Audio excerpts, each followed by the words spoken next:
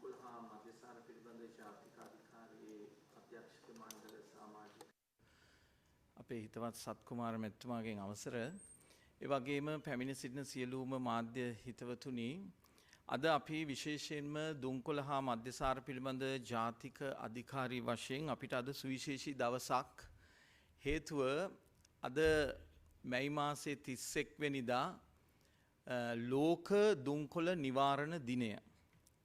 මුළු ලෝකයේම අද මේ දුම්කොළ සම්බන්ධයෙන් කතා කරන විශේෂ දවසක් වශයෙන් ඒ වගේම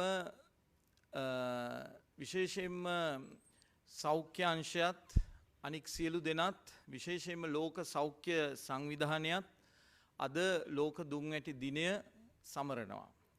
මම පෞද්ගලිකව විශ්වාස කරනවා එක දිනයක් පමණක් මේ දුම්වැටි දුම්කොළ විරෝධී දිනය හැටියට නම් කරනවට වඩා වසරේ සෑම දිනයක්ම දුම්කොළ දුම්වැටි විරෝධී දිනයක් විය යුතුයි කියන එක. දැන් මෙවර ලෝක සෞඛ්‍ය සංවිධානයෙන් ඉදිරිපත් කර ඇති පරිදි අපේ තේමාව වෙන්නේ මෙවර දුම්කොළ විරෝධී තේමාව වෙන්නේ ඊටාම සුවිශේෂී තේමාවක්. ඒ තමයි දුම්කොළ වලින් වන පාරිසරික හානිය. දුම්කොළ නිසා සිදුවන පාරිසරික හානිය පිළිබඳව ඊ타ත්ම විධිමත් ලෙස විද්‍යාත්මක ලෙස අපිට ඔප්පු කරන්න පුළුවන් මේ පරිසර හානිය ගැන අපි අද ඊටා පුළුල් ලෙස කතා කරනවා.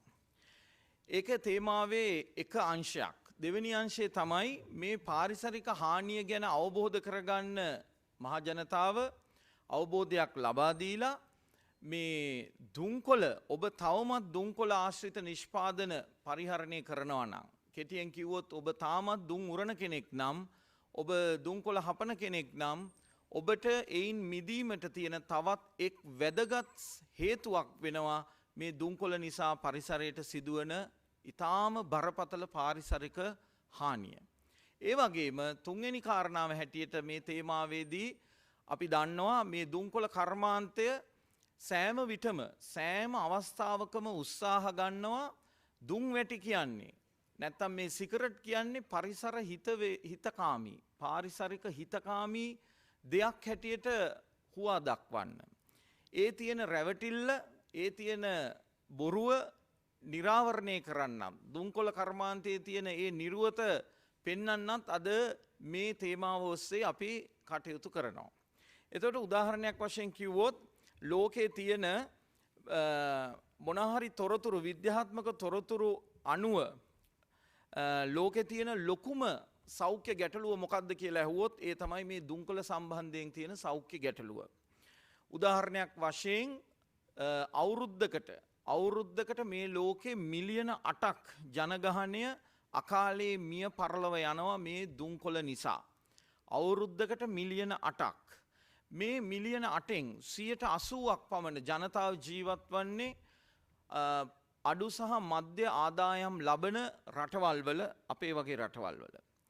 මිලියන 8ක් දුම්පානය නිසා දුම්කොළ නිසා අකාලේ මිය පරලව යනකොට එයින් මිලියන 1.2ක් විතර මිය පරලව යන්නේ ජීවිතේ කවදාවත් දුම්වැටියක් තමන්ගේ දෙතොල මත තියලා උරපු නැති අය. ඒ කියන්නේ අක්‍රීය දුම්පානය නිසා.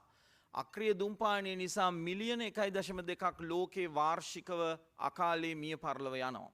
ලංකාවේ දත්ත බැලුවාම ලංකාවේ මේ වෙන විට අවුරුද්දකට ජීවිත වටිනා ජීවිත තරුණ ජීවිත අවුරුදු 70ට අඩු ජීවිත 20000ක් මේ දුම්කොළ නිසා සෑම වසරකම අකාලේ මිය පරලව යනවා. ඒ කියන්නේ දවසකට ජීවිත 60ක් බිලිගන්න මරුතුරුලට යවන වෙන කිසිදු පාරිභෝගික භාණ්ඩයක් මේ රටේ නැහැ.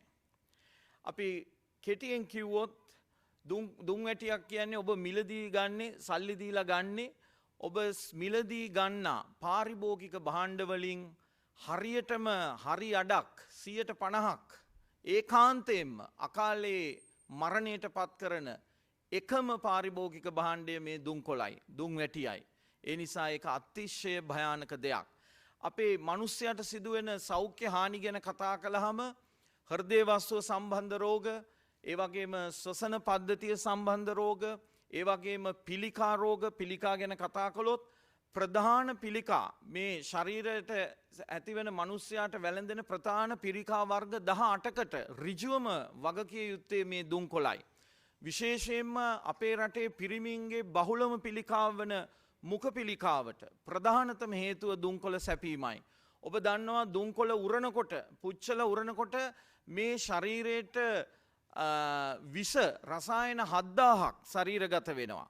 එයින් 70ක් තියෙනවා අනිවාර්ය පිළිකාකාරක.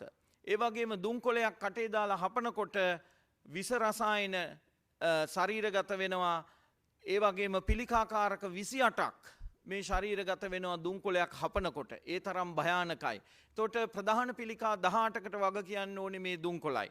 ඒ වගේම තමයි ශ්වසන පද්ධති ආශ්‍රිත රෝග, කුඩා දරුවන්ගේ ඇදුම වැනි රෝග, තවත් ශ්වසන පද්ධති ආශ්‍රිත රෝග රාශියකට මේ දුම්කොළ බලපානවා. ඒ වගේම දියවැඩියාව, අධික රුධිර පීඩනය, ආඝාතය වැනි බෝ නොවන රෝග සියල්ලටම ප්‍රධානම හේතුව වන්නේ මේ දුම්කොළයි. විශේෂයෙන්ම මම සඳහන් කළොත් මේ තරුණ ජීවිතවලට තරුණයන්ට මම ඊටාම අවධාරණය කරනවා, ඔබ දුම් බොන කෙනෙක් නම් ප්‍රවේශම් වෙන්න. ඔබ අවුරුදු 20 දී 25 දී දුම් බොන්න පටන් ගත්තොත් අවුරුදු 10ක් යනකොට ඔබ අනිවාර්යයෙන්ම ලිංගික අප්‍රාණිකත්වයට පත් වෙනවා. ලිංගික බෙලහීනත්වයට පත් වෙනවා. පෞල් ජීවිතේ කඩාකප්පල් වෙනවා. මේ දුම් වැටිය කියන්නේ ඒ තරම් භයානක දෙයක්. ඒ නිසා ඒ සියලුම බෝනවන රෝගවල සියල්ලටම හේතුව වන්නේ මේ දුම් වැටිය කියන එක ප්‍රධාන මූලික හේතුව බව අපි දන්නවා.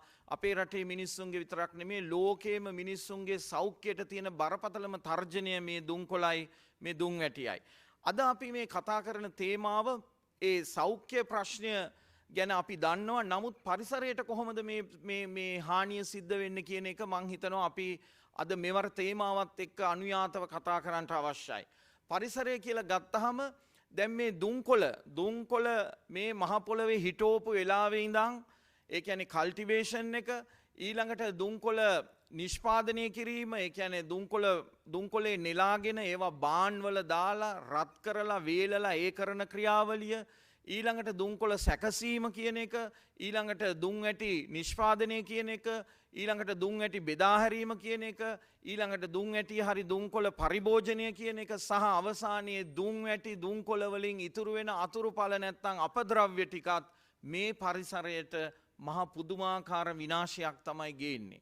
අපි දැන් එකින් එක ගත්තොතින් දුම්කොළ වගාව කියන එක තමයි මේ ලෝකේ නැත්තම් මේ රටේ කිසියම් හෝ ශාකයක් භෝගයක් තියෙනවා නම් පරිසරයට ඊතරම්ම විස නැත්තම් මේ මහ පොළොව මරා දාන, මහ පොළොව නිසරු කරන, මහ පොළොවේ කිසිදු භෝගයක් නැවත ඇති කරගන්න බැරි තරම් නිෂ්ඵල කරන භෝගයක් තියෙනවා නම් ඒ අංක 1 භෝගය තමයි දුම්කොළ කියන එක. ඔබ නිකමට හිතන්න දුම්කොළ වගාවක් කරපු තැනක ආයි හත්මුතු පරම්පරාවකට කිසිදු භෝගයක් වගා කරලා ඵල ප්‍රයෝජනෙ ගන්න බැරි අවස්ථාවට මේ පස ඊතරම්ම නිසරු වෙනවා. ඒවට හේතු තමයි දුම්කොළේ තියෙන, දුම්කොළ ශාකයේ තියෙන විස රසායන මගින් පස නිසරු වෙනවා. ඒ වගේම දුම්කොළ වගාව සඳහා යොදා ගන්න රසායනික පොහොර වර්ග නිසා පස නිසරු වෙනවා. ඔබ දන්නවා ලංකාවේ ප්‍රතිපත්තියක් ගෙනාවා රසායනික පොහොර තහනමක් කරන්න.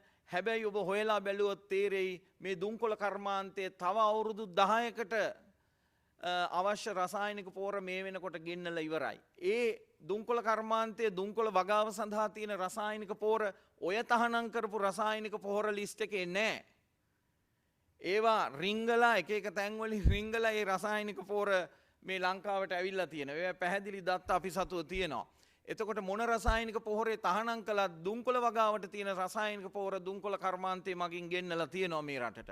එතකොට රසායනික පොහොර යොදනවා, දිලීරනාශක යොදනවා, කෘමිනාශක යොදනවා, තව වල්නාශක යොදනවා. ඒ සියල්ලම මගින් වෙන්නේ පොළව නිසරු වීම. එතකොට පාංශු මේ පස නිසරු වීමට අංක 1 සාධකයක් වෙනවා මේ දුම්කොළ වගාව කියන එක. මම ලංකාවේ තත්ත්වයේ කිව්වොත්, ලෝකේ තත්ත්වයේ කිව්වොත් අවුරුද්දකට හෙක්ටයාර ලක්ෂ 2ක් මේ දුම්කොළ වගාව සඳහා දැනටමත් ලෝකේ පුරා අවුරුද්දකට හෙක්ටයාර ලක්ෂ 2ක් අවශ්‍ය වෙනවා. තාම කරනවා. ලංකාවේ තත්ත්වය ගත්තොත් දැන් මං කියන්න සන්තෝසයි දුම්කොළ හා මධ්‍යසාර පිළිබඳ ජාතික අධිකාරිය ලෝක සෞඛ්‍ය සංවිධානයේ ආධාර ඇතිව අපි ක්‍රියාත්මක කළා මේ රටේ දුම්කොළ වගාවෙන් ගොවීන් මුදවාගෙන ඒ අයට ආදේශ භෝග හඳුන්වා දීමේ දීප ව්‍යාප්ත වැඩපිළිවෙලක් අපි ක්‍රියාත්මක කළා. ඒ ක්‍රියාත්මක කිරීමත් සමගම අපිට තියෙන සංඛ්‍යාලේඛන ලැබිලා තියෙන දත්ත සංඛ්‍යාලේඛන ඉතාමත්ම විශිෂ්ට සංඛ්‍යාලේඛන තියෙනවා.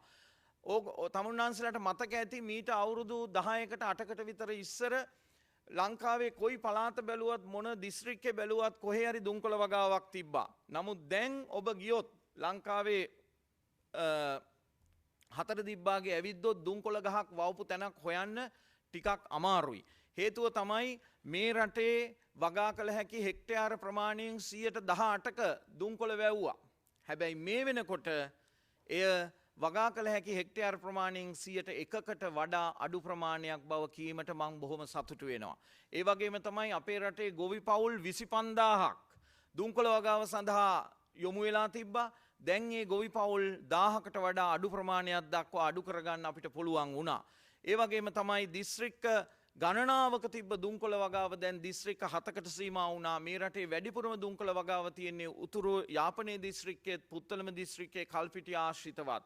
අපි විශේෂයෙන්ම මොනරාගල සහ අනුරාධපුර දිස්ත්‍රික් යන දෙක පදනම් කරගෙන මූලික කරගෙන මේ දුම්කොළ වගාවට වගා කරන ගොවියන් අපි ඔවුන්ගේ ක්ෂේත්‍රවලට ගිහිල්ලා ඒ ගොවියන් හමු වෙලා ඔවුන් එක්ක සාකච්ඡා කළා. ඔවුන්ට තියෙන ප්‍රශ්න ගැන සාකච්ඡා කළා. දුම්කොළ වවන්න නැතුව ඒකට ආදේශ භෝග ඉදිරිපත් කළා. ලෝකයේ කරලා තියෙන පරීක්ෂණ වලින් පැහැදිලිව පේනවා ආජන්ටිනාව බ්‍රසීලය වගේ රටවල් වල දුම්කොළ වගා කරපු බිම්වල මම මුලින් කිව්වා වගේ කිසිම භෝගයක් හරි ගියේ නැතත් බඩිරිඟු කියන භෝගයට යම්කිසි තැනක් තියෙනවා. බඩිරිඟු වැව්වහම දුම්කොළ වගා කරපු ශේස්ත්‍රවලත් බඩිරිඟු පළඳාව හොඳයි. පේරාදෙණිය විශ්වවිද්‍යාලයේ කරපු පරීක්ෂණයක් තියෙනවා. අමුමිරිස් වගාවෙනුත් නිසි ඵල ප්‍රයෝජන ලබාගෙන තියෙනවා දුම්කොළ වගා කරපු බිම්වල. ඉතින් එම නිසා අපි ගිහිල්ලා මේ මිනිස්සුන්ට කතා කරලා මේක දුම්කොළ හා මධ්‍යසාර පිළිබඳ ජාතික අධිකාරිය පමණක් නොවේ කුෂිකර්ම අමාත්‍යාංශය කුෂිකර්ම දෙපාර්තමේන්තුව මහවැලිය ඒ වගේම අපේ පේරාදෙණිය විශ්වවිද්‍යාලයේ කෘෂි අධ්‍යයන පීඨය ඒ වගේම දිස්ත්‍රික් ලේකම්වරු ප්‍රාදේශීය ලේකම්වරු ඒ සියලු දෙනා අපි එකට එකතු වෙලා ග්‍රාම නිලධාරීන්ගේ ඉඳලා බිම් මට්ටමේ ඉන්න සියලුම රජයේ සේවකයන් මේ සඳහා නිලධාරීන් මේ සඳහා අපකැප වුණා. ඉතින් ඒ නිසා අපි සියලු දෙනාම ගිහිල්ලා මේ ගොවින් එක්ක සාකච්ඡා කළා මේ වැඩපිළිවෙල ක්‍රියාත්මක කළා. ඉතින් ක්‍රියාත්මක කිරීම තුලින් 178ක් ගොවි මහත්තුරු ඒගොල්ලෝ මේ වෙන විට තමන්ගේ දුම්කොළ වගාව අයින් කරලා වෙන ආදේශ භෝග විශේෂයෙන් බඩේනුග අම්මිරිස් වැනි භෝගවලට යොමු වෙලා තියෙනවා. මේක ඉතාමත්ම පැහැදිලි. මට ඊයේ පෙරේද දුරකථන ඇමතුමක් දුන්නා මොනරාගල ඈත ගොවියෙක් දුරකථන ඇමතුමක් දීලා කිව්වා ඔබතුමා මැදිහත් වෙලා අපේ ශේස්ත්‍රයට ඇවිල්ලා ඔබතුමාගේ අතින්ම මේ අපේ පාත්‍යයේ තිබ්බ දුම්කොළ ගහක් ගලවලා ඇදලා අයින් කරනකොට අපිට නිකන් පපුව හොස් දාලා ගියා. නමුත් ඔබතුමා කියපු නිසා අපි බඩේනුගු හැදුවා. දැන් මහත්තයෝ අපිට අපේ දරුවන්ට වේලක් කන්න බඩේනුගු කරලක් හරි දෙන්න තියෙන්නේ. එදා ඔබතුමා ඇවිල්ලා අපිට බඩේනුගු හිටවන්න කියපු නිසා අපි දුම්කොළ හිටෙව්වා නම් මහත්තයෝ කාලහමාරයි කිව්වා. දුම්කොළේ කියන එක මොලේ කලඳක්වත් නැති මිනිස්සු කනවා ඇරෙන්න වල්ලලියෙක්වත් නිකන් කුරුල්ලෙක්වත් වඳුරෙක්වත් මොකෙක්වත් කන්නේ නැහැ. මොලේ නැති මිනිස්සු විතරයි තාමත් දුම්කොළ කන්නේ නැත්නම් දුම්කොළ බොන්නේ. ඉතින් ඒ නිසා ඔන්න ඔහොම තමයි පස නිසරු වීම තියෙන්නේ. ඒතකොට ලෝකයේ හෙක්ටයාර ලක්ෂ 2ක් විතර මේ වෙන විට හැම අවුරුද්දකම වගේ දුම්කොළ වගාව සඳහා යොමු වෙනවා. ඒ අනුව බලනකොට ලෝකයේ තියෙන ඝර්මකලාපීය වැසි වනාන්තර tropical forest වැසි වනාන්තර වලට තියෙන එක ප්‍රධානතම තර්ජනයක් තමයි මේ දුම්කොළ වගාව. ලෝකේ බලනකොට මිලියන 60ක් ගස් විනාශ වෙනවා මේ දුම්කොළ කර්මාන්තය නිසා එක අවුරුද්දකට. මිලියන 60ක් ගස් විනාශ වෙනවා එක අවුරුද්දකට මේ දුම්කොළ කර්මාන්තය නිසා. මම මෙහෙම කිව්වොත් සිගරට් 300ක් හදන්න අවුරුදු 100ක් 150 පැරණි හොඳින් වැඩුණු එක ගහක් සම්පූර්ණයෙන් අවශ්‍ය වෙනවා. සිගරට් 300ක් හදන්න. ඒ තරම් භයානක දෙයක් මේ මහ පොළොවට මේ පරිසරයට කරන විනාශය මේ දුම්කොළ වගාව. ඊළඟට තමයි දුම්කොළ වගාවේ සිට ඒ අපද්‍රව්‍ය නිෂ්පාදනයේ සිට පාරිභෝජනය දක්වා ඒ සියලු ප්‍රොසෙස් එකට වැය වෙන වතුර ප්‍රමාණය. ඔබට මම මෙහෙම කිව්වොත් එක සිගරට් එකක් සඳහා පානීය ජලය බොන්න පුළුවන් වතුර ලීටර 3.7ක් වියදම් වෙනවා. එක සිගරට් එකක් සඳහා ලීටර් 4ක් වියදම් වෙනවා වතුර. එතකොට මේ ලෝකේ තියෙන අත්‍යවශ්‍යම සම්පතක්, අත්‍යවශ්‍යම සාධකයක් පානීය ජලය. අපේ රට වුණත් දැන් අපිට පානීය ජලය පිළිබඳ ඉදිරියේදී බොහෝ ගැටලු ඇති වෙන්න පුළුවන්. ලෝකේ ගැටලු තියෙන රටවල් රාශියකට පානීය ජලය පිළිබඳ ගැටලු තියෙනවා. හැබැයි මේ දුම්කොළ කර්මාන්තය නිසා දැවැන්ත ලීටර ප්‍රමාණයක් ජලය අපතේ යනවා මේ දුම්කොළ සිගරට් නිෂ්පාදනය සඳහා. අපේ රටේ සාමාන්‍යයෙන් දුම් උරන මිනිස්සෙක් දවසකට සිගරට් 5ක් 8ක් විතර තමයි දුම් උරන්නේ සාමාන්‍යයෙන්. මධ්‍යයගේ ගත්තොත් සිගරට් 8ක් විතර දුම් උරනවා දුම් උරන කෙනෙක්. සිගරට් 8ක් දුම් උරනවා කියන්නේ පානීය ජලය ලීටර 32ක් නාස්ති කරනවා. එතකොට මේක කොතනින් කෙලවර වෙයිද කියන එක අපිට හිතා ගන්නවත් අමාරුයි. ඒක තමයි ජල චක්‍රයට නැත්තම් ජල ගෝලයට තියෙන ප්‍රධානම ප්‍රශ්නය දුම්කොළත් එක්ක සැසඳිච්ච. ඊළඟට අපි වායු ගෝලය ගත්තොත් ඔබ දන්නවා මම මුලින් සඳහන් කළා වගේ අපේ ශරීරයට විෂ රසායන 7000ක් ඔබ දුමක් උරලා දුමක් පිට කරනකොට ඔබත් මමත් මේ අහිංසක දරුවනුත් කුඩා කිරිසප්පේනුත් බඩදරු අම්මලත් වැඩිහිටියොත් සියලු දෙනාම ආස්වාස කරන මේ පරිසරයට තමයි ඔබ මේ වායුගෝල නැත්තම් දුම්ගුලි පිට කරන්නේ. මේ විස රසායන 7000ම අර පිළිකාරකාරක 70ම නොමිලේම අපිටත් ලැබෙනවා. ඒක තමයි අපි අක්‍රීය දුම්පානය කියලා කියන්නේ. එතකොට නොමිලේම ලැබෙනවා ඒ ටික. එතකොට වායුගෝලයේ දූෂණය වෙනවා. ඔබ දන්නවද එක සිගරට් එකක් පත්තු වෙලා නිවුනහම මේ වායුගෝලයට කාබන් ඩයොක්සයිඩ් ග්‍රෑම් 14ක් එකතු වෙනවා. කාබන් ඩයොක්සයිඩ් ග්‍රෑම් 14ක් එක සිගරට් එකක් පත්තු වෙලා ඉවරනකොට එකතු වෙනවා මේ වායුගෝලයට. ලෝකේ තියෙන සිගරට් ටික මේ වෙනකොට පත්තු වෙලා ඉවර වුණාම මෙට්‍රික් ටොන් ට්‍රිලියන 84ක් බිලියන 84ක් මෙට්‍රික් ටොන් මේ වායුගෝලයට එකතු වෙනවා. බිලියන 84ක් මෙට්‍රික් ටොන් එක අවුරුද්දකට දුම් වැටි පිච්චීම නිසා දුම් වැටි දැවීම නිසා එකතු වෙනවා. ඒක සමහර විට අපිට හිතා ගන්න බැරි වෙයි මෙට්‍රික් ටොන් බිලියන 84ක් කියන්නේ මොකක්ද කියලා මම උදාහරණයකින් කියන්නම්. අභ්‍යවකාශ ගත වෙන රොකට් ගත්තොත් අභ්‍යාස ගත වෙන රොකට්ටු 2,80,000ක් අභ්‍යාසගාස ගත වුණොත් ඒ වෙන වායු දූෂණය අද ලෝකේ සිගරට් පත්තු කරලා වෙනවා. එතකොට මේ ලෝකේ කවදාවත් එක වසරකට රොකට් 2,80,000ක් අභ්‍යවකාශ ගත කරන්නේ නැහැ. ඊට වඩා භයානක තත්ත්වයක් වායු දූෂණයක් මේ සිගරට් දැල්වීම නිසා මේ ලෝකේ පුරා සිද්ධ වෙනවා. ඒ නිසා අපි මේ වායුව අපි ඔබත් මමත් ආස්වාස කරන මේ වායුව දූෂණය වීමෙන් වැළැක්වීම සඳහා මේ සිගරට්ටුවට තිත තියන්න ඕනේ කියන එක තරයේ කියා සිටිනවා. ඒ වගේම තමයි අපද්‍රව්‍ය ගැන කිව්වොතින් ඔබ දන්නවද ලෝකේ මේ සප්තමහා සාගරයට එකතු වෙන ප්‍රධානතම අපද්‍රව්‍ය තමයි සිගරට් ෆිල්ටර් එක. සිගරට් ෆිල්ටර් එක තමයි මුළු ලෝකෙම එකතු වෙන ප්‍රධානතම ප්ලාස්ටික් අපද්‍රව්‍ය. මොකද සිගරට් ෆිල්ටර් එකක් කියන්නේ නැත්නම් සිගරට් බඩ් එක කියන්නේ සෙලියුලෝස් සහ ඊටාම කුඩා ප්ලාස්ටික් අංශු වලින් හැදිලා තියෙන්නේ. ඔය ප්ලාස්ටික් අපද්‍රව්‍ය අවුරුද්දකට මුළු ලෝකේ ට්‍රිලියන 4.5ක් ටොන් ට්‍රිලියන 4.5ක් එකතු වෙනවා මේ ලෝකෙට. අපේ ඉන්දියන් සාගරයේ මුතු ඇටෙන් නැත්තම් මේ ශ්‍රී ලංකාවෙන් ඉන්දියන් සාගරයට එක වසරකට ටොන් 1886ක් සිගරට් බඩ්ස් අපි එකතු කරනවා.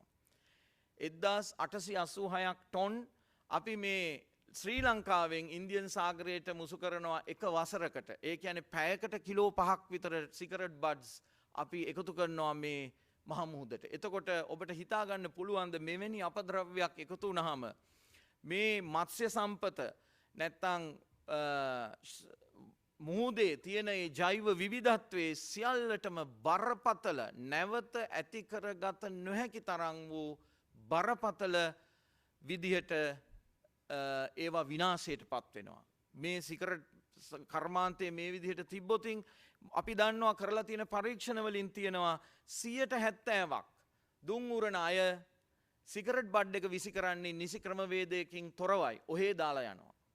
ඔබ අහල පහල ගියොත් පාරේ ගියොත් පේයි සිගරට් බඩ්ස් ඕන තරම් ඇහිඳ ගන්න පුළුවන්.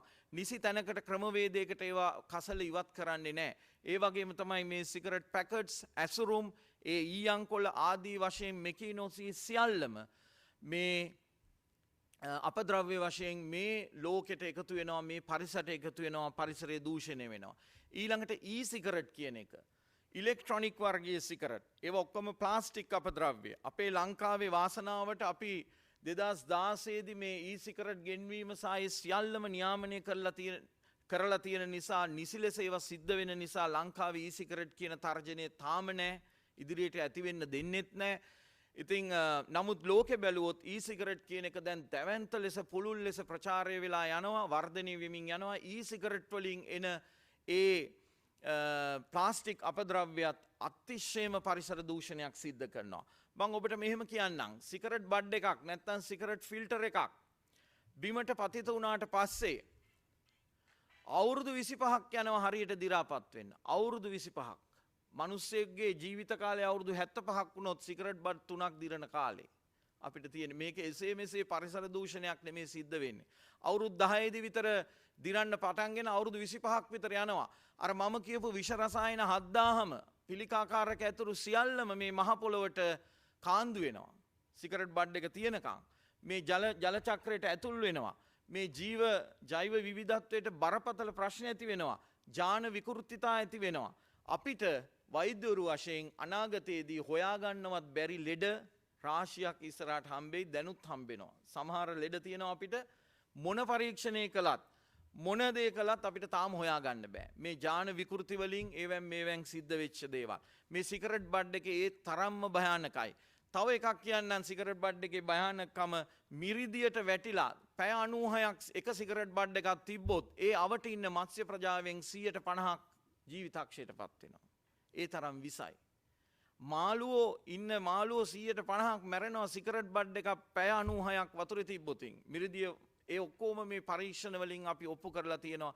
ඒ තරම් පරිසර විනාශකාරී, පරිසරයට පුදුමාකාර විනාශයක් සිද්ධ කරන දෙයක් තමයි මේ සිගරට් සහ දුම්කොළ කියන්නේ. දුම්කොළ කර්මාන්තයේ සෑම විටම මේක ග්‍රීන් වොෂ් කරන්න නැත්නම් පරිසර සංවේදී, පරිසර හිතකාමී, මේක නැචරල්, මේක ඕගනික්, නැත්නම් මේක කාබනිකයි, මේක නැචරල් කියන්නේ මේ ස්වභාවිකයි කියලා පෙන්වන්න උත්සාහ ගන්නවා. ඒ සියල්ලම අපි ඔබව අමුවේ මහදවල් ඇඳවිල්ලක්. ඒක සම්පූර්ණ බොරුවක්. මේ තරම් පරිසරය විනාශ කරන වෙන කිසිම පාරිභෝගික භාණ්ඩයක් නැහැ මේ ලෝකේ. ඒ වගේම තමයි දුම රහිත දුම්කොළ. දැන් දුම රහිත දුම්කොළ කියන්නේ විට දැන් බාබුල්, බීඩා, ගුඩ්කා වගේ දේවල් තියෙනවා. ඒවා ප්ලාස්ටික් අසුරණවල පොඩි සැෂේස් වල, පවුච් වල තමයි තියෙන්නේ. විශේෂයෙන්ම මේ ක්‍රමයේ මේ ප්‍රශ්නේ බලපාන්නේ දකුණු දිග ආසියාවට, අපේ වගේ රටවල් වලට. ශ්‍රී ලංකාවේ, ඉන්දියාව, පාකිස්තානයේ, බංග්ලාදේශය වගේ අපේ සාක් කලාපේ රටවල් වල තමයි වැඩිපුරම මේ දුම රහිත දුම්කොළ භාවිතා කරන්නේ. හැබැයි දැන් අලුත් යුරෝපීය, අලුත් අප්‍රිකානු, නව යුරෝපීය සහ නව අප්‍රිකානු වලටත් මේක පැතිරිලා තියෙනවා. විශේෂයෙන්ම අපේ රටවල් වල ඉඳන් ඉන්දියාව, බංග්ලාදේශ, ශ්‍රී ලංකාව, පාකිස්තානයේ වගේ අය යුරෝපයේ රැකියාවල් වලට ගියාම, මැද පෙරදිග රැකියාවල් වලට ගියාම ඒ අය බුලත් විට කනවා. ඔය බාබුල්, බීඩා, ගුඩ්කා කනවා. දැන් ඒ රටවලත් අවධානය යොමු වෙලා තියෙනවා දුම රහිත දුම්කොළ. ඒ කරන පැකට්, ඒ ඉවත දාන සැෂේ පැකට්ස්, ඒ තියෙන ප්ලාස්ටික් පැකට්ස් නිසාත් අනන්ත අප්‍රමාණ මේ පරිසරය විනාශ වෙනවා. ඊළඟට මං කිව්වොත් අක්‍රීය දුම්පානය ගැන වචනයක් දෙකක් කිව්වොත්, අක්‍රීය දුම්පානය අපි නතර කරන්න මේ 31 වෙනිදා අරමුණු කරගෙන අපි මේ රටේ සෑම පළාතකටම පෞද්ගලිකව ගිහිල්ලා සෑම දිස්ත්‍රික්කයකම ඇවිදලා මහජන සෞඛ්‍ය පරීක්ෂක මහත්වරු එක්ක එකතු වෙලා tobacco free zones, ඒ කියන්නේ දුම්කොළ වලින් තොර කලාප 362ක් දැන් ස්ථාපිත කරමින් පවතිනවා. 362ක් කියන්නේ සෞඛ්‍ය වෛද්‍ය නිලධාරී කොට්ටාසයක සෑම සෞඛ්‍ය වෛද්‍ය නිලධාරී කොට්ටාසයකම අපි අඩුම තරමේ එක දුම්කොලෙන් තොර කලාපයක් අපි දැන් ඇති කරලා තියෙනවා. කියන්නේ ඒ කියන කිසිම වෙළඳසැලක දුම්කොල විට මිලදී ගන්න බෑ. ඊටාම අඩුයි. ඇතැම් විට එකක් දෙකක් එක කඩයක් දෙකක තියෙන්න පුළුවන්. නමුත් බොහෝ වෙළඳ මහත්තුරු ඒක නවත්තලා තියෙනවා. ඊළඟට ඒ කලාපය තුල කිසි කෙනෙකුට දුම් වැටි උරන්න බෑ. ඒ වගේම එතකොට අක්‍රීය දුම්පානයට යොමු වීම නැති වෙනවා. ඒ කියන්නේ ඔබටයි මටයි නිදහසේ හුස්ම ගන්න මේ වාතාශ්‍රය අපිට විවර වෙනවා. ඒ දුම්කොළ වලින් තොර කලාප ඇති කිරීම තුළ ලෝක සෞඛ්‍ය සංවිධානයේ ආධාර ඇතිව අපි මේ වැඩසටහන ක්‍රියාත්මක කරන්නේ. ඉතින් අපි බලාපොරොත්තු වෙනවා අපේ දුම්කොළ හා මධ්‍යසාර පිළිබඳ ජාතික අධිකාරියේ දැක්ම තමයි මේ රට දුම්කොළ දුමින් තොර රටක් බවට පත් කිරීම, මත්වතුරෙන් තොර රටක් බවට පත් කිරීම, දුම්කොළ දුමින් තොර රටක් බවට පත් කරන යන ගමනේ මේ දුම්කොළ නැති කලාප 362 තුලින් අපිට මහා දැවැන්ත පියවරක් ඉදිරියට තබන්න පුළුවන් කියලා මම විශ්වාස කරනවා. මොකද මම එහෙම කියන්නේ මේ අක්‍රීය දුම්පානීය කියන එක තාමත් අපේ රටේ බලපානවා. මම දැන් තියෙන විශේෂ ඊටාම සුවිශේෂී සංඛ්‍යා ලේඛන කීපයක් මේ මාධ්‍යයට නිදහස් කරනවා. මේක තමයි රටේ දුම්කොළ පිළිබඳව තියෙන නවතම තොරතුරු ටික තමයි මම මේ නිදහස් කරන්නේ. මේක අපි කළේ ගෝලීය වැඩිහිටි දුම්කොළ සමීක්ෂණය අපේ රටේ ප්‍රථම වතාවට මේක සිද්ධ කළේ ලෝක සෞඛ්‍ය සංවිධානයත්, ඒ වගේම දුම්කොළ හා මධ්‍යසාර පිළිබඳ ජාතික අධිකාරියත්, ජන හා සංඛ්‍යා ලේඛන දෙපාර්තමේන්තුවත් එකතු වෙලා අපි මේ කටයුත්ත කළේ 2019-2020 තුල මුළු රටම නියෝජනය වෙන පරිදි ජන හා සංඛ්‍යා ලේඛන දෙපාර්තමේන්තු මගින් මේ අදාළ දත්ත සියල්ලම අපි ලබා ගත්තේ. ඒ දත්ත ලබාගෙන විශ්ලේෂණය කරලා අපි මේ සංඛ්‍යා ලේඛන ඉදිරිපත් කරන්නේ. මේක තමයි දැන් මුළු ලෝකේටම අපේ රට ගැන ඇහුවොත් මුළු ලෝකේටම කියන්න තියෙන ප්‍රධාන ආසන්නම දත්ත ටික තමයි මේ දුම්කොළ සම්බන්ධයෙන් මේ රටේ මේ ගෝලීය වැඩිහිටි දුම්කොළ සමීක්ෂණය කියන එක. මම ඊටාම ආඩම්බර වෙනවා සහ සන්තෝෂ වෙනවා මේ දත්ත ටික ප්‍රකාශ කරන්න. මොකද මේ දත්ත ප්‍රකාශ කරනවත් එක්කම අපේ රට දුම්කොළ නිවාරණය සම්බන්ධයෙන්, දුම් වැටි නිවාරණය සම්බන්ධයෙන් ලෝකේ තියෙන ඉහළම තැනකට එක්කගෙන යනවා.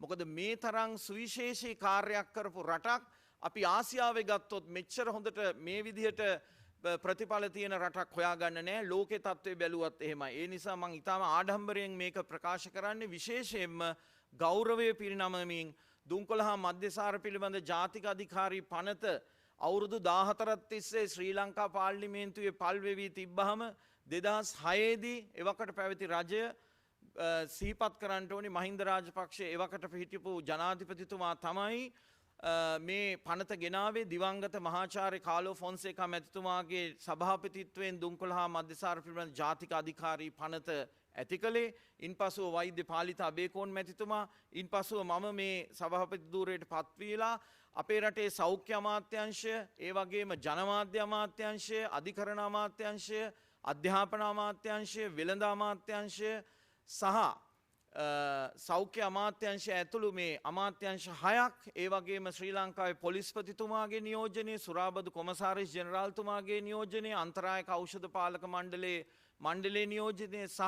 ගරු සෞඛ්‍ය අමාත්‍යතුමා විසින් පත් කරන මේ පිළිබඳ හසල දැනුමක් ඇති ප්‍රාමාණික විද්වතුන් 5 දෙනෙක්ගෙන් සමන්විත මණ්ඩලයක් විසින් තමයි අපේ දුම්කොළ හා මධ්‍යසාර පිළිබඳ ජාතික අධිකාරිය ක්‍රියාත්මක වන්නේ, අධ්‍යක්ෂක මණ්ඩලය ක්‍රියාත්මක වන්නේ. අපි එදා තුර කරපු සියලුම ක්‍රියාකාරකම් වල නිසි පැතිකඩ ඊටාම විවෘතව මේ සමීක්ෂණය මගින් අපිට පේනවා. ඒ අනුව මං කිව්වොත් ශ්‍රී ලංකාවේ දැන් දුම් උරන්නේ මිලියන 22ක් වන ජනගහනයෙන් මිලියන 1.5යි. ඒක ඊටාම වැදගත් අංකයක්. මිලියන 1.5යි අද වෙනකොට ශ්‍රී ලංකාවේ දුම් උරන කට්ටිය ඉන්නේ. ඒ කියන්නේ සමස්ත ජනගහනයෙන් ගත්තොත් 9.1යි. 100 දෙනෙක් ගත්තොත් 91 දෙනෙක් දුම් උරන්නේ නෑ මේ රටේ. ඒක අති විශේෂ නම්බරයක්. ලෝකේ මේ එක ඩිජිට් එකකට ගිය 10ට අඩු සංඛ්‍යාවක් වේපු රටවල් අතේ ඇඟිලි ගන්නටවත් නැහැ. ඒ අනුව අපි ලංකාව ඉතාම හොඳ තැනක ඉන්නවා. දුම්කොළ දුම් ඉරීම සම්බන්ධයෙන් 9.1යි. පිරිමි ගත්තොත් 19.7යි දුම් උරන්නේ. ඒ කියන්නේ පහෙන් එකක්වත් පිරිමි දැන් දුම් උරන්නේ නැහැ. කාන්තාව ගත්තොත් මං ගෞරවය පිනාමය කරමින් අපේ රටේ කාන්තාව දුම් උරන්නේ නැහැ. 0.04යි සංඛ්‍යා ලේඛන ඇවිල්ලා තියෙන්නේ. ඒතර ඒක ඉතාමත්ම වැදගත්. ඕනෑම මොනෑම් හෝ දුම්කොළ වර්ගයක් පාවිච්චි කරන එක්ක දුම් උරන නැත්නම් දුම්කොළ හපා කන නැත්නම් දුම් කුඩු අදින ඒ කවුරු බැලුවත් 19.4යි ඕවරෝල්. ඒ කියන්නේ මිලියන 3.2යි. 36ක් පිරිමි 4.9ක් කාන්තාවෝ මොනෑම් හෝ වර්ගයක දුම්කොළ භාවිතා කරනවා. විශේෂයෙන්ම දුම්කොළ හපා කන එක තමයි තියෙන්නේ. මේ 9.1 කියන එක මට ඉතාම වැදගත් දත්තයක් වන්නේ 2019 අන්තරායක ඖෂධ පාලක මණ්ඩලයෙන් කරපු සමීක්ෂණයේදී ඕවරෝල් දුම්කොළ ඉරීම දුම් ඉරීමේ ප්‍රතිශතය තිබ්බා 15.5ක්. අවුරුද්දක් දෙකක් යනකොට ඒක 106කින් අඩු කරගන්න අපිට පුළුවන් වුණා. ඒක අතිශය වැදගත් අවස්ථාවක් හැටියට මම දකිනවා. ඊළඟට දුම්කොළ සැපීම ගැන කිව්වොත් 2019 15ක් තිබ්බ එක දැන් ඒක ඕවරෝල් සමස්තය ලෙස ගත්තාම 13.4 දක්වා අඩු වෙලා තියෙනවා. ඒ කියන්නේ අපේ රටේ වැඩිහිටියන්ගේ මිලියන 2.2ක් තාම දුම්කොළ හපනවා. අපිට තියෙන එක ප්‍රශ්නයක් තමයි මේ රටේ දුම රහිත දුම්කොළ වලට අපිට තාම නිසි පිළිතුරක් හරියාකාර වැඩපිළිවෙලක් කරගන්න තාම අමාරු වෙලා තියෙනවා. ඔබ දන්නවා මොකද කියලා. මේ බත බුලත කියන එක අපේ රටේ මේ ජීවනාලිය වෙලා අපේ සංස්කෘති අංගයක් බවට පත් වෙලා තියෙනවා. හැබැයි අමතක කරන්න එපා අපේ රටේ මිනිස්සු කාපු බුලත් විටේ ඒකට අපි කිව්වේ සාර විටක් කියලා. ඒකේ කවදාවත් දුම්කොළ තිබ්බෙත් නැහැ, පුවක් තිබ්බෙත් නැහැ. අපි මේවා කියන්නේ ඊටාම වගකීමෙන් මේ පරංගි නැත්තම් ලන්දේසි ඇවිල්ලා තමයි අපිට මේ දුම්කොළේ මේ රටට බෝ කළේ. අපි මේ පිළිබඳ විද්‍යාත්මකව හොයා බැලීම් සිද්ධ කළා. අපේ ආදිවාසී ජනතාව එක්ක ගිහිල්ලා අපි ඒ අය පරිභෝජනය කරපු විට සම්බන්ධයෙන් කොළඹ විශ්වවිද්‍යාලයේ දේශීය විද්‍යායතනයේ පරීක්ෂණ ගණනාවක් සිද්ධ කරලා බැලුවා. ඒ කාලේ කවදාවත් දුම්කොළේ හපලා තිබ්බේ නැහැ. හැබැයි මොනවාද පුවක් හපලා තිබ්බෙත් නැහැ. නමුත් දැන් තියෙන ඛේදවාචකය තමයි දැන් වෙනකොට ආදිවාසී ජනතාවටත් මේ දුම්කොළේ හුරු කරලා තියෙනවා. ඒ අය දුම්කොළ හපනවා. හපලා දැන් පූර්ව පිළිකා ලක්ෂණ අපි කරපු දන්ත සායනවලදී එළි වුණා පූර්ව පිළිකා ලක්ෂණ 80%කට වැඩිය ආදිවාසී ජනතාවගේ අපි දැක්කා. පූර්ව පිළිකා ලක්ෂණ මොකද මේ දුම්කොළේ හැපීම නිසා. දුම්කොළේ හැපීම නිසා. එතකොට මේ දුම රහිත දුම්කොළ වලින් අපිට තියෙන තර්ජනයෙන් මිදෙන්න අපි ආයුර්වේද ඖෂධ සංස්ථාවත් එක්ක එකතු වෙලා පරීක්ෂණ ගණනාවක් කළා. කොළඹ විශ්වවිද්‍යාලයේ දේශීය වෛද්‍ය විද්‍යායතනයේ මහාචාර්ය කමල් පෙරේරා මැතිතුමාගේ මූලිකත්වයෙන් අපි ආදේශකයක් හඳුන්වා දුන්නා. නාටකත් සම්බන්ධ වෙලා දුම්කොළ පුවක් නැති සංස්ථා බුලත් සැපේ කියලා. ඉතින් ඒක දැන් වෙළඳ පොලේ තියෙනවා. නමුත් මේ තාමත් අපිට මේ සාමාන්‍ය මිනිස්සු නැත්තම් අහිංසක මිනිස්සු අපි කිව්වොත් දුප්පත් මිනිස්සුන්ගේ දෙයක් තමයි මේ දුම්කොළ කියන්නේ බුලත් විට කර්මාන්තය. බුලත් විට කර්මාන්තය. ඉතින් ඒකත් එක්ක අපිට ගැටෙන්න තාම බලතල තිබ්බත් විධිවිධාන තිබ්බත් 2016 සංශෝධනයට අනුව දුම රහිත දුම්කොළ නිෂ්පාදනය ළඟ තබා ගැනීම විකිණීම කිසිම දෙයක් කරන්න බෑ. නීතියෙන් තහනම්. ඒ කියන්නේ දුම්කොළ තියෙන බුලත් විටක් අතේ තියාගෙන ඉන්න බෑ. අපිට අල්ලන්න පුළුවන්. දුම්කොළ තියෙනවා නම්.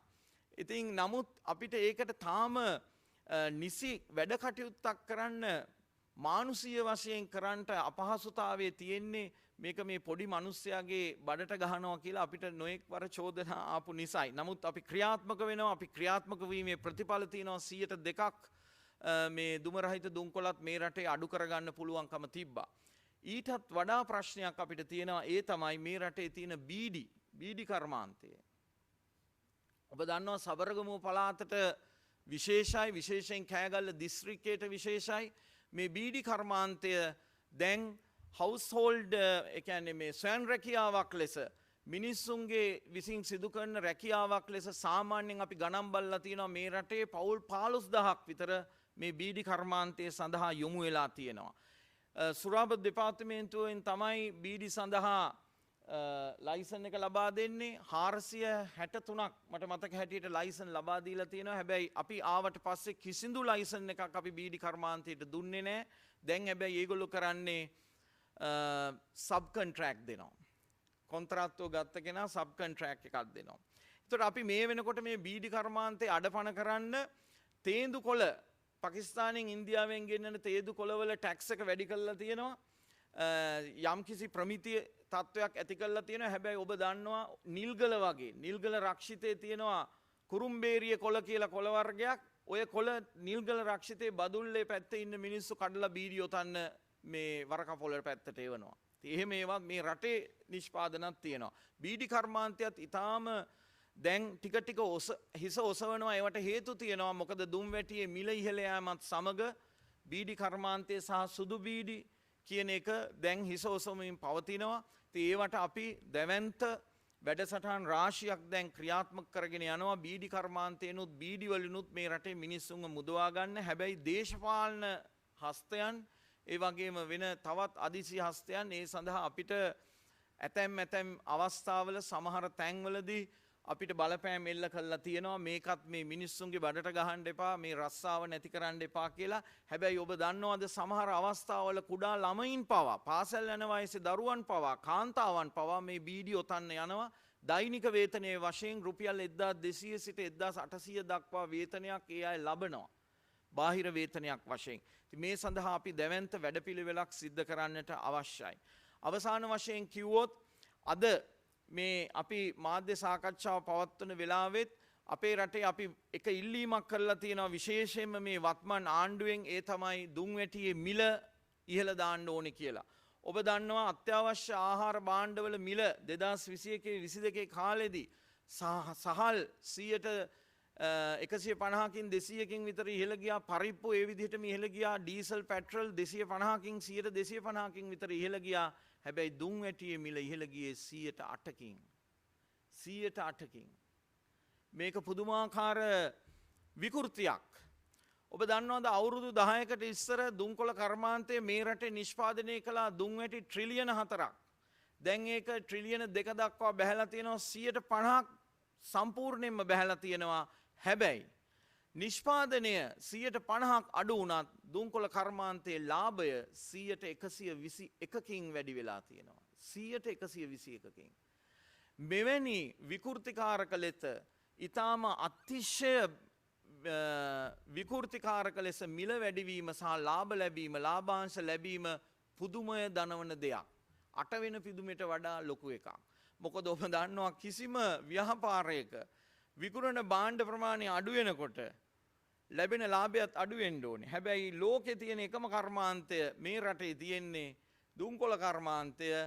විකුණන සිකර ප්‍රමාණය අඩු වෙනකොට ලාභාංශ 121 ගුණයකින් වැඩි වෙනවා. මේ ඒ තරම් විකෘතියක් තියෙනවා මේ මිල සම්බන්ධයෙන්. ඒ නිසා අපි ඊටාම කරුණාවෙන් සහ ඊටාම ගෞරවයෙන් ඉල්ලීමක් කරනවා මේ ප්‍රතිපත්ති සම්පාදකයන්ගෙන්, අතිගරු ජනාධිපතිතුමාගෙන්, ගරු අග්‍රාමාත්‍යතුමා ඇතුළු කැබිනට් මණ්ඩලයෙන් තීන්දුව තීරණ ගන්න. අපි දැන් ඉදිරිපත් කරලා තියෙනවා මිල දුම් වැටියක මිල කීයක් විය යුතුද කියලා. අපිට හිතන ගණන් නෙමෙයි, දුම්කොළ කර්මාන්තයට හිතන ගණන් නෙමෙයි, බහුජාතික සමාගම් වලට හිතන ගණන් නෙමෙයි, ඇතැම් වාසි ගන්න දේශපාලඥයන්ට හිතන ගණන් නෙමෙයි, විද්‍යානුකූලව විනිවිද භාවයෙන් යුක්තව සකස් කරපු මිල සූත්‍රයක් ඉදිරිපත් කළා තියෙනවා. ඒ සූත්‍රයට අනුව දුම් වැටියේ මිල ලංකාවේ මිල තීරණය කරන්න. ඒ සූත්‍රයේ අපි ගණනය කරනවා උද්දමනය සහ දල දේශීය නිෂ්පාදනය කියන නිෂ්පාදනය GDP එක නේද? ඒකත් ඒ සියල්ලම අරගෙන තව 104ක බාහිර සාධකයකුත් එකතු කරලා තමයි අපි මේ මිල නියම කරන්නේ. මේ මිල නියම කිරීමත් එක්ක දුම් වැටියේ මිල අනිවාර්යයෙන්ම වැඩි විය යුතුයි. දුම් වැටියේ මිල වැඩි වෙච්ච වෙලාවට මිලදී ගැනීමේ හැකියාව අඩු වෙනවා. එතකොට මේ පාසල් යන වයසේ දරුවෝ දුම් වැටි ගන්න පෙළඹෙන තරුණයෝ මේ දුම් වැටි ගැනීමෙන් වළකින එක ඒකාන්තයි. එතකොට අපිට මේ 9.1 තවත් 102කින් විතර ලබන අවුරුද්ද වෙනකොට අඩු කරගන්න පුළුවන් වෙයි. පුළුවන් වෙන්න ඕනේ කියන විශ්වාසය මගේ ළඟ තියෙනවා. මේක 107ට වඩා අඩු වුණොත් දුම්කොළ කර්මාන්තයට වැඩි ආයුෂ නැහැ. අවුරුද්දක් විතර ඇතුළත මේ රටෙන් යන්න වෙනවා. දැනට ඉන්නේ දැඩි සත්කාර ඒකකයේ දුම්කොළ කර්මාන්තය පණ අදමින් ඉන්නේ හුස්ම ගන්න අමාරුවෙන්. ඒ අය ඉතා ඉක්මනට මේ රටෙන් එළියට දාන්න ඕනේ. මොකද මම නැවතත් කියනවා අපේ රටේ සෞඛ්‍යයට වින කරන, මහජන සෞඛ්‍යයට වින කරන, අපේ රටේ ආර්ථිකය වින කරන ප්‍රධානතම සාධකය දුම් වැටියයි කියන එක මං නැවතත් ඊටාම වගකීමෙන් කියනවා. මේ සඳහා අවශ්‍ය තීන්දුව తీරන ප්‍රතිපත්ති මේ තීන්දුව తీරන විද්‍යාත්මක තීන්දුව తీරන ගැනීමට දුම්කොළ හා මධ්‍යසාර පිළිබඳ ජාතික අධිකාරිය නිරන්තරයෙන් කැප වෙලා ඉන්නවා. ඒ සියලුම තීරණ අපි ප්‍රතිපත්ති සම්පාදකයන්ට නිරතුරුව ලබා දෙනවා. ඒ අනුව මේ රටට ආදරයක් තියෙනවා නම් මහජනතාවට ආදරයක් තියෙනවා නම් විශේෂයෙන්ම මහජනතාවගේ සෞඛ්‍ය ආරක්ෂාව පිළිබඳව කැක්කුමක් තියෙන ඕනම කෙනෙක් මේ තීරණ ගන්න මැලි වෙන්නේ නැහැ කියන එක ප්‍රකාශ කරමින් අද දවසේ ලෝක දුම් වැටි නිවාරණ දිනය වෙනුවෙන් ඔබ සියලු දෙනාම එකතු වෙලා ඔබගේ වටිනා පෑන ඔබගේ වටිනා ගුවන් කාලය මේ සඳහා යොමු කරන්න මේක ඔබ විසින් සිදු කරන මානව සංහතිය වෙනුවෙන් සිදු කරන ඊටාම විශිෂ්ට මෙහෙවරක් හැටියට මම දකිනවා. විශේෂ ස්තුතිය සිදු කරමින් ඔබ සියලු දෙනාටම ස්තුතිවන්ත වෙමින් මම නිහඬ වෙනවා. බොහොම ස්තුතියි.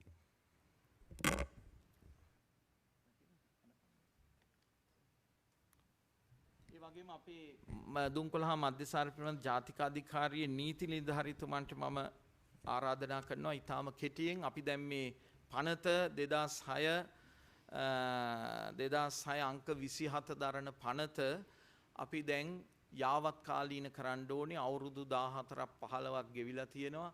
මේ පනතේ තියෙන ඇතැම් කරුණු අපි යාවත් කාලීන කර යුතුයි.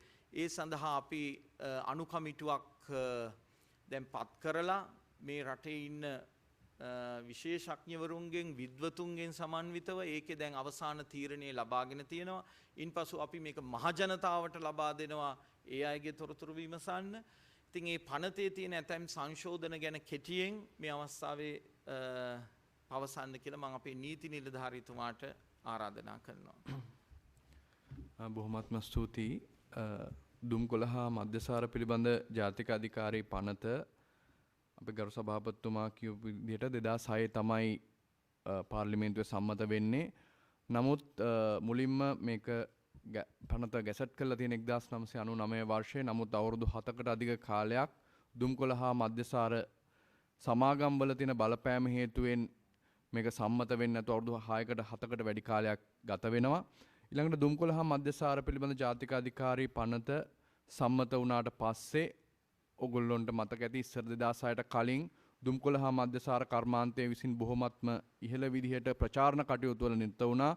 ඒ ප්‍රචාරණ කටයුතුයේ සියලුම දේවල් නැවතුනේ මේ දුම්කොළ හා මධ්‍යසාර පිළිබඳ ජාතික අධිකාරී පනත සම්මත වුණාට පස්සේ. නමුත් අද වන විට 2006 ඉඳලා අවුරුදු 14කට පස්සේ ඒ දුම්කොළ හා මධ්‍යසාර පිළිබඳ ජාතික අධිකාරියේ පනතේ යම් කිසි අඩුපාඩුකම් අපි හඳුනාගෙන තිනවා. යතනින් ප්‍රධානම දෙයක් තමයි වර්තමානයේ වෙන විට ඔයගොල්ලෝ හැමෝම දන්නවා සමාජ මාධ්‍යවල තිබෙන්නා වූ දුම්කොළ හා මධ්‍යසාර පිළිබඳ ප්‍රචාරණ කටයුතු. ඉතාමත් සූක්ෂම ලෙස සමයයකට දුම්කොළ හා මධ්‍යසාර සමාගම් ඒ සඳහා මුදල් යොදවන්නේ. ඒකට අපි දැනුවත්ව අපි ඒ ගැන විමර්ශනය කරගෙන යද්දී පැහැදිලි වෙනවා බොහෝ මේ අවස්ථාව වන විට සමාජ මාධ්‍ය ජනප්‍රියම දෙයක් වන YouTube නාලිකා හරහා ප්‍රචාරණය කරන කෙටි ටෙලිනාට්‍ය කෙටි චිත්‍රපට ඔස්සේ ප්‍රසිද්ධ නළු නිලියන් යොදාගෙන දුම්කොළ හා මධ්‍යසාර පිළිබඳ ජාතික දුම්කොළ හා මධ්‍යසාර පිළිබඳ සමාගම් මේ ප්‍රචාරණ කටයුතු සිද්ධ කරගෙන යනකේ අවාසනාව නම් ඒ අදාළ සමාජ මාධ්‍යවල කිසිදු සමාගමක් ශ්‍රී ලංකාව තුළ නොපැවතීම හේතුවෙන් ශ්‍රී ලංකා නීතියට අනුව අන්තර්ජාලයේ එවැනි දැන්වීම් පළ කිරීම නීත්‍යානුකූල නොවුනත් ඔවුන් මෙම සමාගම් ශ්‍රී ලංකාව තුළ නොසිටීම හේතුවෙන් ඒ සඳහා ක්‍රියාමාර්ග ගැනීමට අනිවාර්යයෙන්ම අපිට ගරු අධිකරණයේ පිහිටපතල ඒ සඳහා අධිකරණ නියෝගය අරන් ඉතාමත් දීර්ඝ කාලයක් ගත වෙනවා. ඒ අනුව අපි දැන්ට සැලසුම් කරගෙන තියෙනවා ඒ දුම්කොළ හා මධ්‍යසාර පිළිබඳ ජාතික අධිකාරී සංශෝධනයක් වශයෙන් විශේෂයෙන්ම මේ සමාජ මාධ්‍ය කියන වචනය ඇතුළත් කළා. ඒ සඳහා දායක වන පුද්ගලයන්ට විරුද්ධව ඒක ප්‍රචාරණය කරන නැත්නම් පළ කරන පුද්ගලයාට පමණක් නෙමෙයි ඒ සඳහා දායක වන පුද්ගලයන්ට විරුද්ධව ක්‍රියාමාර්ග ගැනීමට අවශ්‍ය ප්‍රතිපාදන සකස් කරන්න. එමෙන්ම අපේ දුම්කොළ හා මධ්‍යසාර පිළිබඳ ජාතික අධිකාරී පනතේ ප්‍රධානම අඩලුහුඩුකමක් විදියට මහජනතාවගෙන් ලැබුණු පැමිණිලි වලින් සහ තව අපේ අනිකමිටුවේ තීරණය වෙච්ච දෙයක් තමයි මේ දුම්කොළ හා මධ්‍යසාර පිළිබඳ ජාතික අධිකාරී කිසිදු වරදක් සංඤ්ඤය වරදක් නොවේ. ඒ හේතුවෙන් යම් කිසි වරදක් දුම්කොළ හා මද්‍යසාර පිළිබඳ ජාතික අධිකාරී පනත කඩ කරන පුද්ගලයෙකුට විතර මුලින්ම කරන්න වෙන්නේ අපිට ගරු අධිකරණයට ගිහලා සිතාසි ලබාගෙන ඉන්පසු ක්‍රියාත්මක වෙන්න. නමුත් අපේ පොලිසිය ඇතුළු ඒ බලයලත් නිලධාරීන්ගේ විසින් අපිට ප්‍රකාශ කළ මේක සංඥා වරදක් වුණොත් ගොඩක් වෙලාවට මේ දුම්කොළ හා මද්‍යසාර පිළිබඳ ජාතික අධිකාරී පනත ක්‍රියාත්මක කර ගැනීමේදී ඊට වඩා පහසු තත්ත්වයක් ඇති වෙන්න පුළුවන් කියලා. ඒ වගේම අපි තවත් දැකපු ප්‍රධානම අඩලුහුඩුකමක් තමයි ඉතාමත් සූක්ෂමව මේ දුම්කොළ හා මද්‍යසාර පිළිබඳ ජාතික අධිකාරී පන්තේ ප්‍රතිපාදන තුලින් රිංගා යමින් මේ දුම්කොළ සමාගම සහ මද්‍යසාර සමාගම් අදාළ විශේෂයෙන්ම දුම්කොළ සමාගම ඒ දුම්කොළ විකුණන සිල්ලර වෙළඳුන්ට අවශ්‍ය ත්‍යාග එහෙම දීලා ඔවුන්ගේ වෙළඳසැල දැන්වීම් පුවරු වලට මේ මුදල් දීලා ඒවා යාවත් කාලන කරන්න මුදල් දීලා දුම්කොළ සමාගමේ අපි දන්නා වෙළඳ සලකුණු වලට අමතරව තවත් වෙළඳ සලකුණු ඔවුන්ගේ නමින් ලියාපදිංචි කරගෙන බොහොම සූක්ෂම වේ ක්‍රියාමාර්ග කරගෙන යනවා. ඒ සඳහා එය වැළැක්වීමට අවශ්‍ය ක්‍රියාමාර්ග ගැනීමට බලාපොරොත්තු වෙනවා. ඒ වගේම තව එක දෙයක් කියන්න ඕනේ අනිවාර්යයෙන්ම අපේ තව අඳුරගත දෙයක් තමයි මේ දුම්කොළ කර්මාන්තයේ මගින් දුම්කොළ අනවසර දුම්කොළ ලංකාවට එන එක වළක්වන ප්‍රධානම කොට්ටාසයක් තමයි අපේ රේගු නිලධාරීන්. නමුත් රේගු නිලධාරීන් අවාසනාවකට අපේ පනත යටතේ බලයලත් නිලධාරීන් බවට පත් වෙලා නැහැ. ඉතින් අපි බලාපොරොත්තු වෙනවා රේගු නිලධාරීන්ව බලයලත් නිලධාරීන් බවට පත් කරන්න. ඒ වගේම මම මේ පනත සංශෝධනයට අමතරව එක දෙයක් එකතු කරන්නම් අපේ මේ අද පරිසර දිනය නිමිත්තෙන්. මේ ළඟදී අපිට දුම්කොළ හා මද්‍යසාර පිළිබඳ ජාතික අධිකාරියට යාපනයේ සරසවි ශිෂ්‍යාවක් පැමිණිල්ලක් ඉදිරිපත් කරනවා. ඇයගේ පැමිණිල්ල වන්නේ ඇයගේ නිවසට යාබදව තියෙනවා දුම්කොළ එකතු කරන පුද්ගලෙක් වාසය කරනවා. ඒ දුම්කොළ එකතු කරන පුද්ගලයා ඒක ප්‍රොසෙස් කරනවා. ඒ කියන්නේ ඒක පුච්චනවා. ඒකෙන් තමන්ගේ දෙමව්පියන් සහ වටේ පිටේ ඉන්න දරු දරියන්ට බොහොම පෙනහළු රෝග අරෝමයා සියලු දේට මුහුණ දෙන්න සිද්ධ වෙනවා කියලා. ඉතින් ඒ වගේ කර්මාන්තයක් එක්ක සමයි බොහොම සීමිත සම්පත් ඇතිව දුම්කොළ හා මද්‍යසාර පිළිබඳ ජාතික අධිකාරිය සටන් කරන්නේ. ඉතින් අපි මාධ්‍යවේදීන් වශයෙන් ඔබතුමාලාන් සියලු දෙනාගේම සහයෝගය ඉල්ලා සිටින අතරම ඔබතුමාලාව දැනුවත් කරන්න කැමතියි දුම්කොළ හා මද්‍යසාර පිළිබඳ ජාතික අධිකාරිය විසින් වීනාටා මීඩියා වයලේෂන් කියලා ජංගම යෙදුමක් හඳුන්වලා දීලා තියෙනවා. ඒ ජංගම යෙදුම මගින් ප්ලේ ස්ටෝර් එකට ගිහිල්ලා ඔයගොල්ලෝ ඩවුන්ලෝඩ් කරගත්තොත් මේ දුම්කොළ හා මද්‍යසාර ප්‍රචාරණ කටයුත්ත දුම්කොළ හා මද්‍යසාර පිළිබඳ ජාතික අධිකාරිය කඩ වෙනවා කියලා ඔබතුමන්ලාට හිතෙන ඕනෑම දෙයක් අපිට වාර්තා කරන්න පුළුවන්. එසැනින් ඊට පසු අපිට ඒ පිළිබඳව විමර්ශනයක් කළා. ඒ පිළිබඳ බලයලත් නිලධාරීන්ට වාර්තා කළා අපිට ඒ ගැන ක්‍රියාමාර්ග ගන්න පුළුවන්. ඇත්තටම මම හිතනවා අපි හැමෝම එකතු වුණොත් මේ දුම්කොළ කර්මාන්තය රටක් වශයෙන් අපි හැමෝම එකතු වුණොත් මේ දුම්කොළ කර්මාන්තය මේ රටෙන් පළවා හරින්න අපි හැමෝටම වැඩ කරන්න පුළුවන් වෙයි කියලා බොහොමත්ම ස්තුතියි. බොහොම ස්තුතියි. අපි දෙමුනේ විනාඩි කීපයක් ලබා දෙන්න පුළුවන් කුමන හෝ ගැටලුවක් තියෙනවා නම් ප්‍රශ්නයක් තියෙනවා නම් අහන්න.